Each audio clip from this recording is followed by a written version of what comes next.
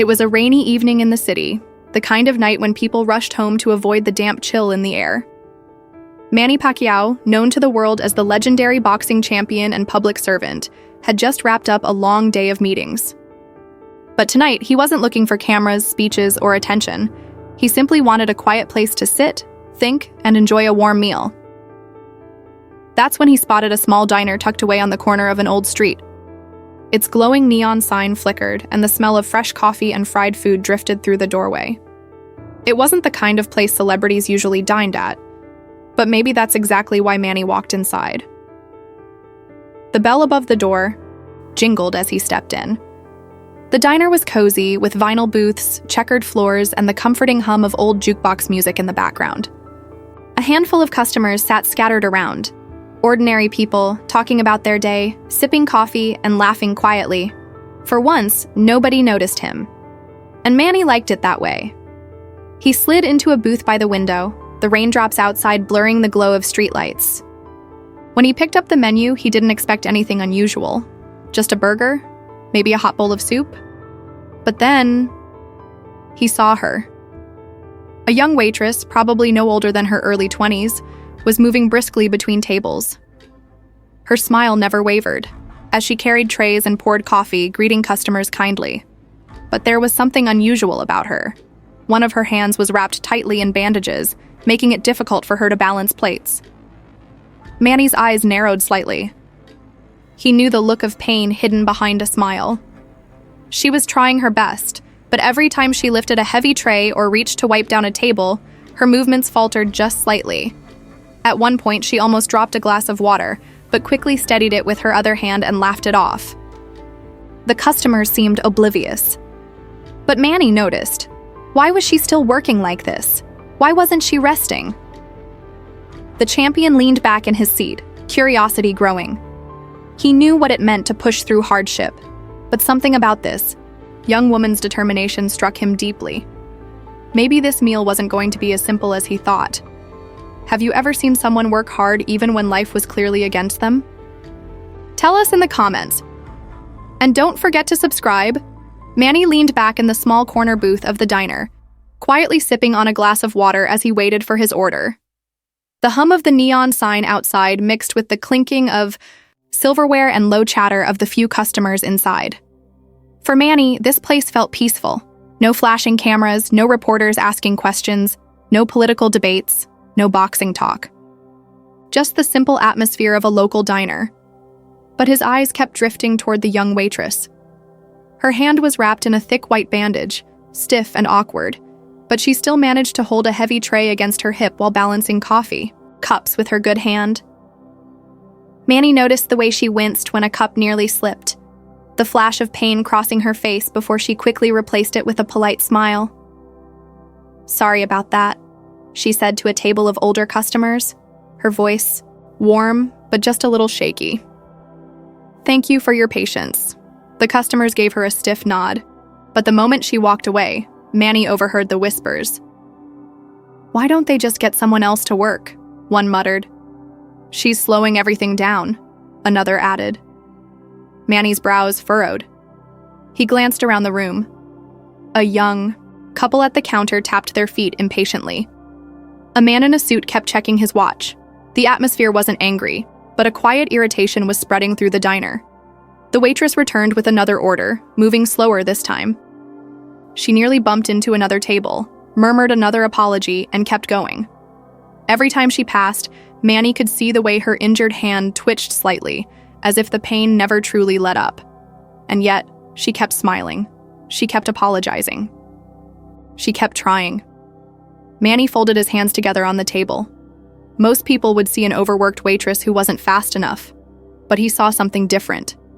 He saw resilience. He saw someone fighting to keep going, even when the odds, or in this case, her injury, were stacked against her. The man in the suit finally raised his voice. "Excuse me, miss. I've been waiting for over 20 minutes. This is ridiculous." The waitress froze, her smile faltering for the first time. She bowed her head quickly, her cheeks flushing red. I'm sorry, sir. I'll bring it right. Out." As she rushed toward the kitchen, Manny noticed the way she held her bandaged hand tightly against her apron, as though trying to hide just how much it hurt. He exhaled slowly, shaking his head. He'd been in countless battles, both in the ring and in life. He knew what pain looked like, and he knew when someone was trying to mask it. He murmured to himself. Something wasn't right here. Why was she working with an injury? Like that? Why wasn't anyone helping her? For now, Manny stayed patient, watching closely. He had a feeling there was more to this young woman's story than anyone else in the diner cared to see.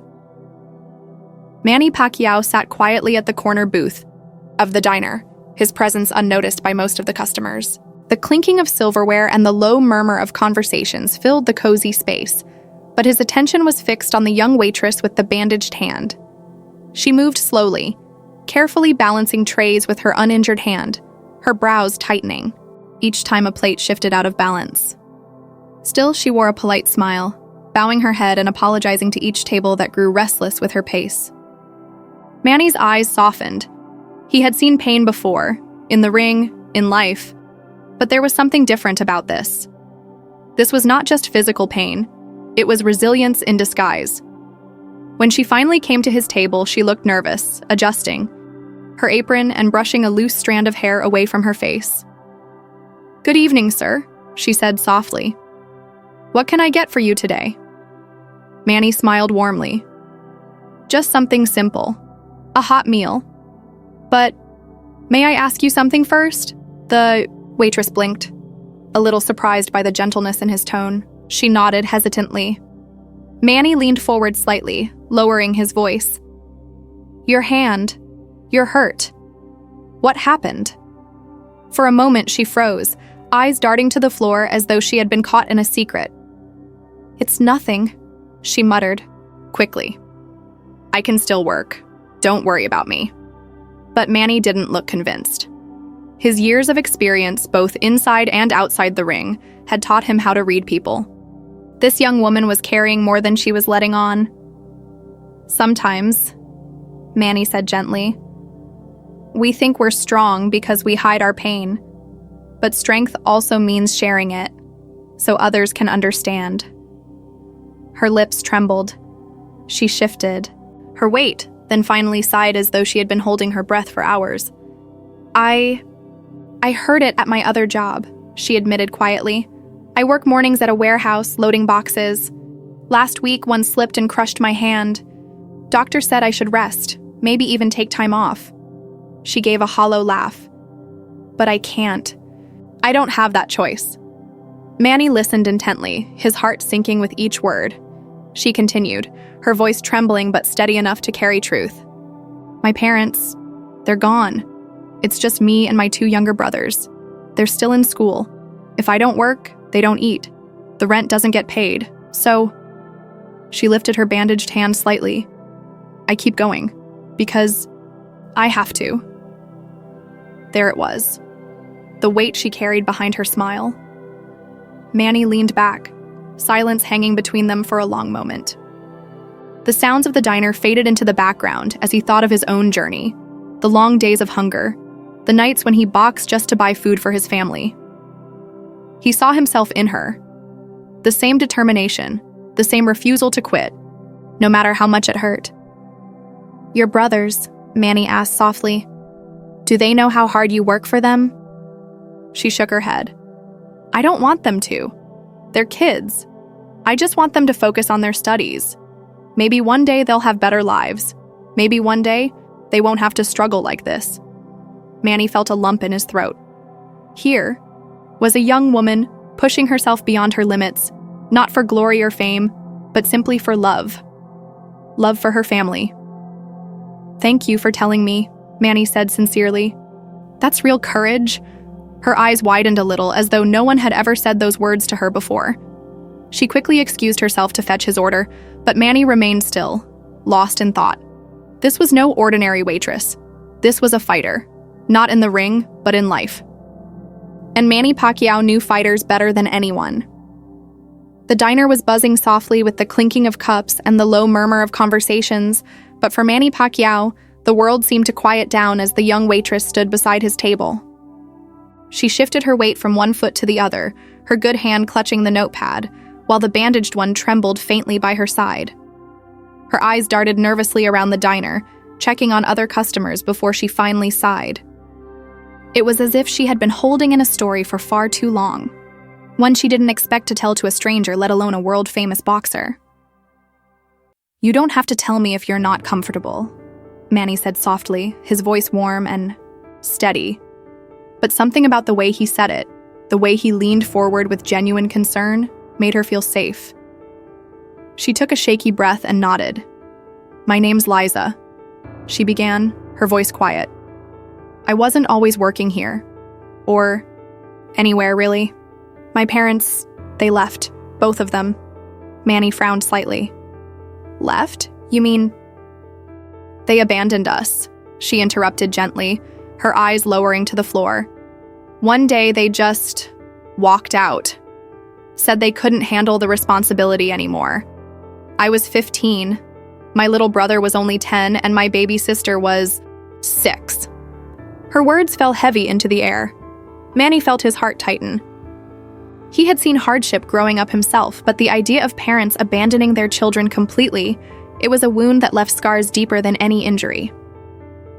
"So I had to grow up fast," Liza continued, her lip trembling but her posture firm. "I dropped out of school, started waiting tables, washing dishes, cleaning houses, anything to make sure they had food on the table." She lifted her bandaged hand slightly. It happened last month at my second job. I was working at a warehouse at night, moving boxes. One slipped, crushed my hand. The doctor said I needed rest, maybe even surgery. But I couldn't afford it. I didn't even have the money for the full treatment. Just the bandage, painkillers, and I came back here." Her eyes glistened with tears. She tried hard to blink away. "If I don't work, my siblings don't eat. It's that simple." Manny's chest tightened. Every word she spoke reminded him of the days when he was just a boy in General Santos, selling bread and shining shoes to feed his family.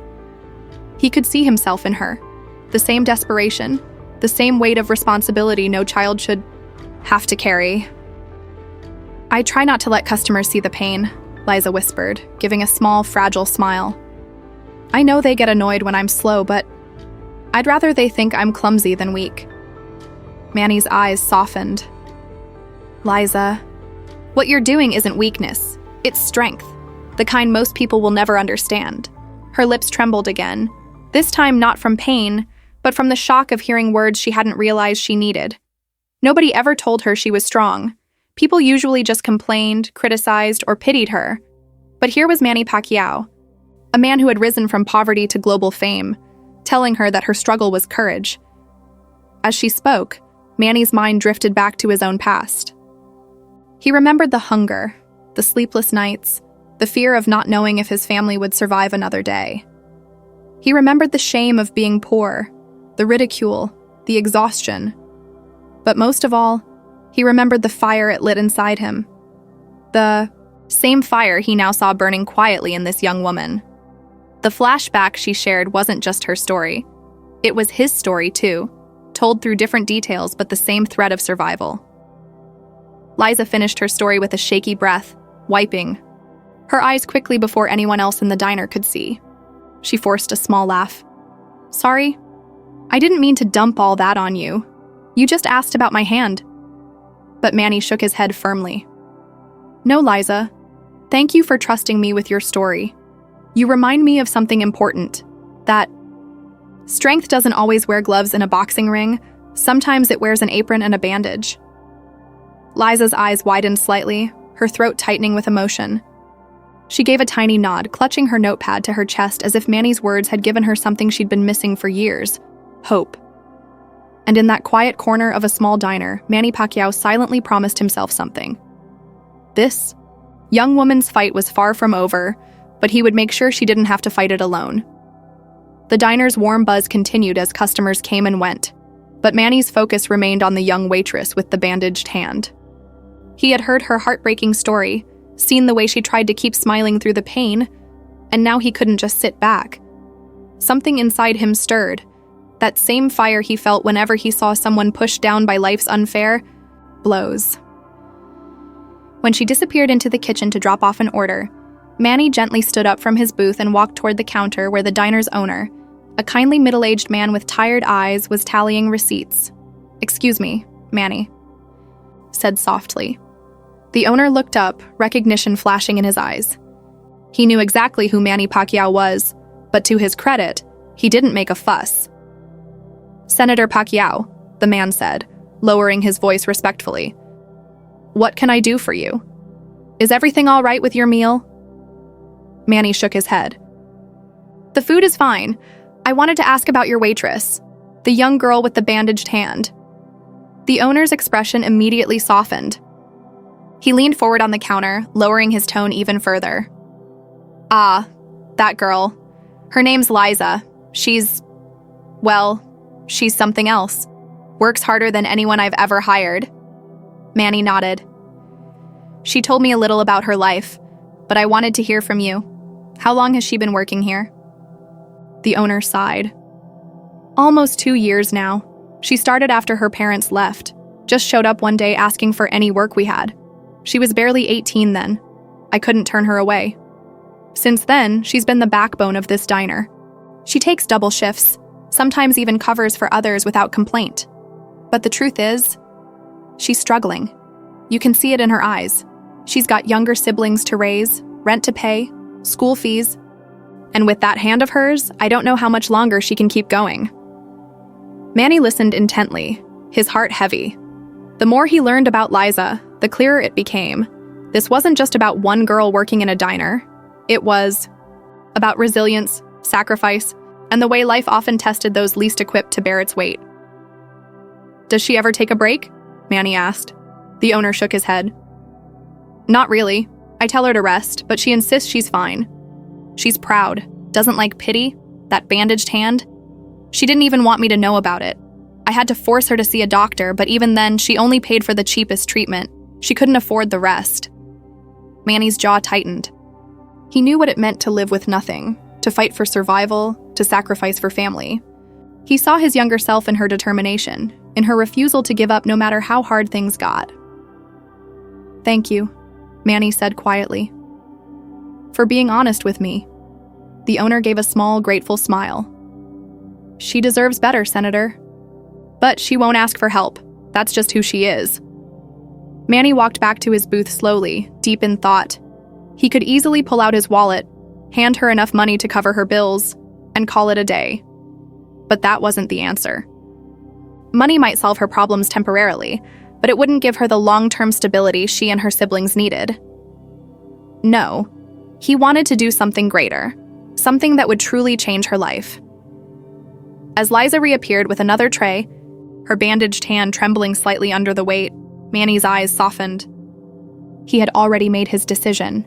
He would help her. But it wouldn't just be about charity.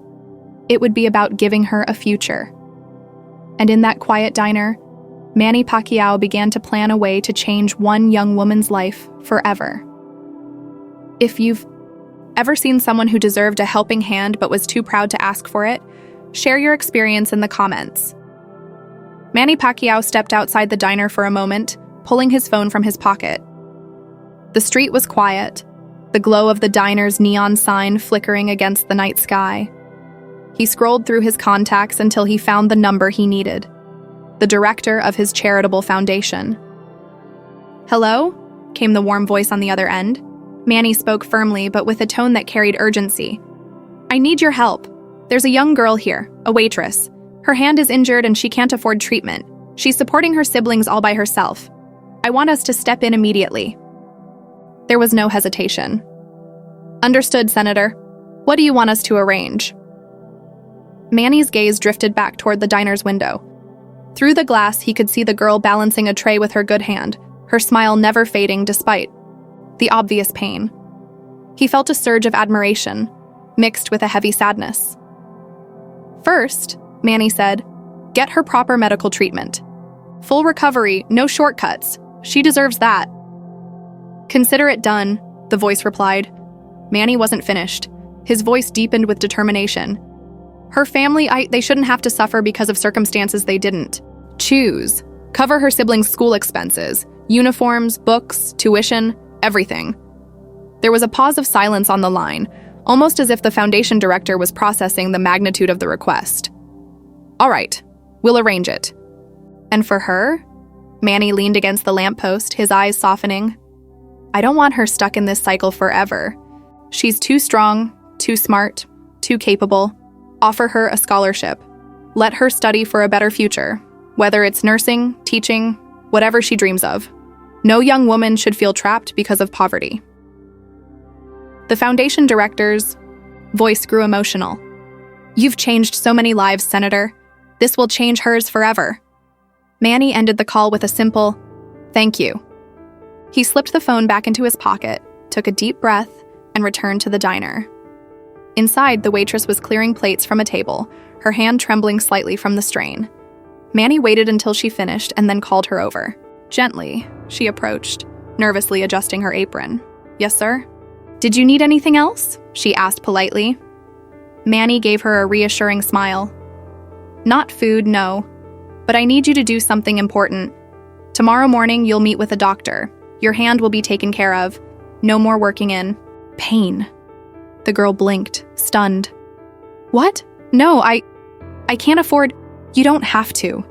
Manny interrupted softly. It's already arranged, and that's not all. Your siblings' school fees will be covered. You won't have to worry about them missing out on their education. Tears welled up in her eyes. She shook her head in disbelief. Why would you do this for me? I'm just a waitress. Manny reached across the counter, his voice steady and kind. Because I see how hard you fight. And because you remind me of something I've always believed. True champions aren't only in the boxing ring. Sometimes they're the ones who keep going even when life knocks them down. The girl covered her mouth, overwhelmed. Customers. Nearby, who had once whispered impatient complaints, now sat in silence, watching the scene unfold. A few even wiped away tears. Manny continued, his words carrying weight. And one more thing. You'll be given a scholarship. You can study, build a career, and create the life you deserve. No more broken dreams. At that, the girl finally broke down. She cried openly, clutching her bandaged hand to her chest. Thank you. Thank you so much, she whispered. Manny gave her a nod, his smile humble. Don't thank me. Just promise me you'll never stop fighting for a better tomorrow. The entire diner erupted into quiet applause. For the first time that night, the waitress stood a little taller, her pain eased not just by the promise of healing, but by the gift of hope. It was a bright Saturday morning when Manny received an unexpected visitor at his training camp. He had just finished a light sparring session, sweat still glistening on his forehead, when his assistant approached him with a gentle knock on the door. Sir, someone is here to see you, he said softly. Manny, curious, wiped his face with a towel and stepped out. Standing just beyond the doorway was the young waitress, though this time she looked nothing like the fragile girl he had met weeks ago in that small diner. Her bandages were gone. Her hand, once trembling with pain, now rested confidently at her side. She wore a neat dress instead of the diner's worn-out uniform, her hair tied back, and her smile brighter than he had ever seen before. But most striking of all were her eyes, no longer weighed down by exhaustion and silent suffering, but alive with gratitude and hope. Manny, her voice broke as she took a step forward. I don't even know how to begin thanking you. Manny motioned for her to sit, his usual warm smile easing the tension in her voice. You don't have to thank me, he said calmly. I only did what anyone should do when they see someone in need, but she shook her head fiercely. Tears welled up as she clasped her hands together. No, Senator, you don't understand. You didn't just help me. You saved me. You saved my family. Her. Words spilled out, her voice trembling but sincere. She explained how, after Manny had quietly paid for her treatment, she was able to properly heal her hand. The medical care had prevented what doctors said could have been a permanent disability. With her hand healed, she could work more efficiently. But something bigger had changed. Manny's help had caught the attention of others. A local community program reached out, offering her part-time work with flexible hours so she could also go back to school. A charitable foundation, inspired by Manny's gesture, extended support for her younger siblings' education. Her life, once trapped in endless struggle, was suddenly filled with opportunities. "My little brother wants to be an engineer," she said, smiling through tears. "My sister, she finally has books for school. And me? I've started taking classes in accounting. For the first time, I believe we have a future." Her voice cracked again as she wiped her cheeks. "And it's because of you. You saw me when everyone else just looked away." The room fell quiet. Even Manny's assistant standing nearby lowered his eyes, moved by her words. Manny leaned forward, his tone gentle but firm. "Sometimes helping one person can change the destiny of many. You were strong long before I stepped in. You carried your family with courage, even when it broke you inside. All I did was remind you that you didn't have to carry it alone." The waitress covered her mouth as more tears fell, but this time they were tears of joy. She stood, bowing deeply. "You'll always be my hero," she whispered. Manny shook his head softly. "No, be your family's hero. That's who you were meant to be." She smiled, her heart lighter than ever, and left with a renewed sense of purpose. Manny watched her go, a quiet pride filling him. He hadn't just helped a struggling waitress. He had helped restore hope to an entire family, planting seeds of change that would grow for generations. And to Manny, that was far greater than any championship belt. If this story touched your heart, hit the like button, share it with your friends, and subscribe for more inspiring true stories. Because sometimes, the smallest act of kindness can spark the biggest change.